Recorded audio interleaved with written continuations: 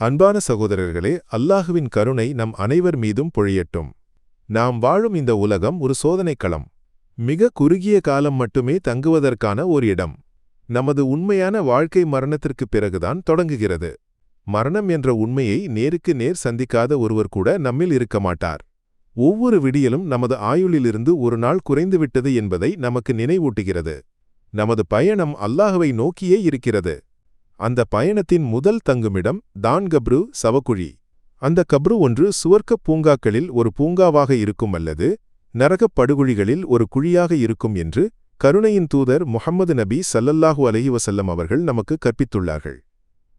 வரலாற்றில் நடந்த நமது இதயங்களை பிடித்து உலுக்கும் ஒரு சம்பவத்தை நான் உங்களுக்கு நினைவூட்டுகிறேன்.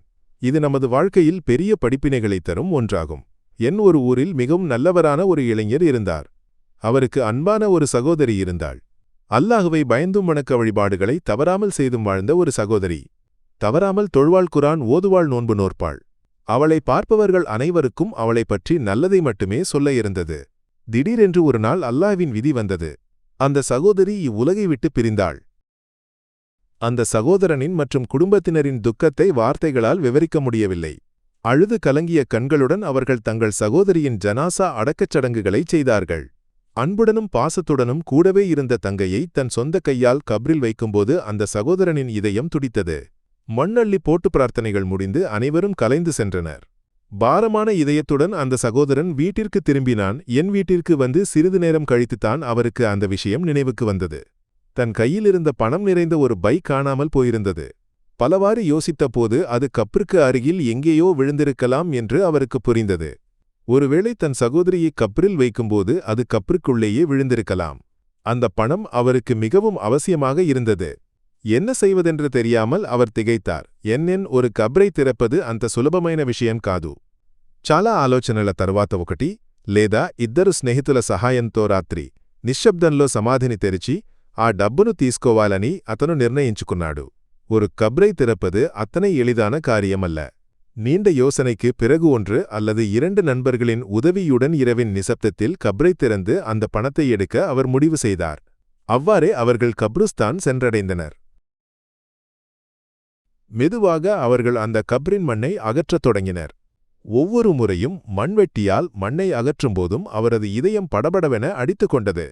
தன் அன்பு சகோதரியை மீண்டும் பார்க்க வேண்டுமே என்ற எண்ணம் அவரை மிகவும் வாட்டியது. இறுதியாக அவர்கள் கப்ரின் பலகையை அகற்றினார்கள். ஆனால் அந்த காட்சியைக் கண்ட சகோதரன் அலறிக்கொண்டு பின்னால் சாய்ந்து விழுந்தான். அவனால் தன் கண்களையே நம்ப முடியவில்லை. அந்த கப்ருக்குள்ளிருந்து தீ கொழுந்துவிட்டு எரிந்து கொண்டிருந்தது. நரகத்திலிருந்து வரும் தீ ஜுவாலைகள் அந்த கப்ரை சூழ்ந்திருந்தன. தன் சகோதரியின் உடல் அந்த தீயில் கிடந்து கருகும் கொடூரமான காட்சியைத்தான் அவன் கண்டான். அந்த கப்ரின் இருளில் தீயின் வெளிச்சத்தைத் தவிர வேறு எதுவும் இல்லை. அந்த தீயின் வெப்பத்தால் அவனது முகம் கருத்துவிட்டது. உடன் இருந்தவர்கள் பயந்து நடுங்கி அவனையும் தாங்கிக் கொண்டு அங்கிருந்து ஓடினார்கள். என் நினைவு திரும்பியதும் அவன் நேராக தன் தாயிடம் ஓடினான். மூச்சிறை கழுது கொண்டே அவன் தன் தாயின் காலடியில் விழுந்தான். அம்மா, என் அன்பு தங்கை. அவளது கப்ரில் தீ கொழுந்துவிட்டு எரிகிறது அம்மா. அவளை தீ விழுங்குகிறது. என் கண் முன்னால் அவளது உடல் கருகுகிறது அம்மா. அவள் 5 வேளை தொழுபவளாக இருந்தாளே. அவள் குரான் ஓதுபவளாக இருந்தாளே. அப்படியிருந்தும் என் தங்கை என்ன தவறு செய்தாள் அம்மா? ஏன் அல்லாஹ் அவளை இப்படி தண்டிக்கிறான்? அந்த தாய் கதறி அழுதாள். கண்ணீரை துடைத்துக் கொண்டு அந்த தாய் சொன்னாள், மகனே, என் மகள் நல்லவள்தான். அவள் வணக்க வழிபாடுகளையெல்லாம் சரியாகச் செய்வாள். ஆனால் அவளுக்கு ஒரு கெட்ட பழக்கம் இருந்தது. அவளுக்கு மற்றவர்களின் இரகசியங்களை தெரிந்து கொள்வதில் மிகுந்த ஆர்வம்.